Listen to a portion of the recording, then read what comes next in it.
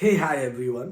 So ఈ రోజు ఎపిసోడ్లో రాజ్ కుమార్ గారు కరెక్ట్ టైంలో కరెక్ట్ డిసిషన్ తీసుకున్నారని ఎంతమంది అనిపించింది? నాకైతే కరెక్ట్ టైంలోనే పవర్ కార్డ్ యూజ్ చేశారని నాకు అనిపించింది మామ. ఎందుకంటే ఇక్కడ ఆపర్చునిటీస్ ఏదో అది అందులోనూ ఓట్ అప్పీల్ అనేది అంత ఈజీగా ఎవరికి ఛాన్స్ రాదు. ఓకేనా, తనకి ఆ ఆపర్చునిటీ రాకపోతే తను యూజ్ చేసుకుని, ఎందుకంటే ఈ పవర్ కార్డ్ అనేది ఈ రోజు తర్వాత ఈ ఎపిసోడ్ తర్వాత మళ్ళీ యూజ్ అవుతుంది. సో అందుకని even she is waited for that opportunity. ఇక్కడ ఆపర్చునిటీ అంటే దాన్ని ఏమంటారు, ఆపర్చునిటీ కరెక్ట్ టైంలో యూజ్ చేసుకోవాలి. ఏదన్నా కానీ ఒక పవర్ కార్డు మనం గెలుచుకున్నామంటే దాన్ని కరెక్ట్ టైంలోనే యూజ్ చేసుకోవాలి, కరెక్ట్ టైంలో దాన్ని యూటిలైజ్ చేసుకోవాలి. నాకు ఆ విషయంలో రాజ్ కుమారి ఒక మెట్ ఎక్కేసారనిపించింది నాకైతే. Okay, and what of the game విషయానికి కూడా వస్తే రోహిత్ గారు ఒక పాయింట్ పెట్టారు.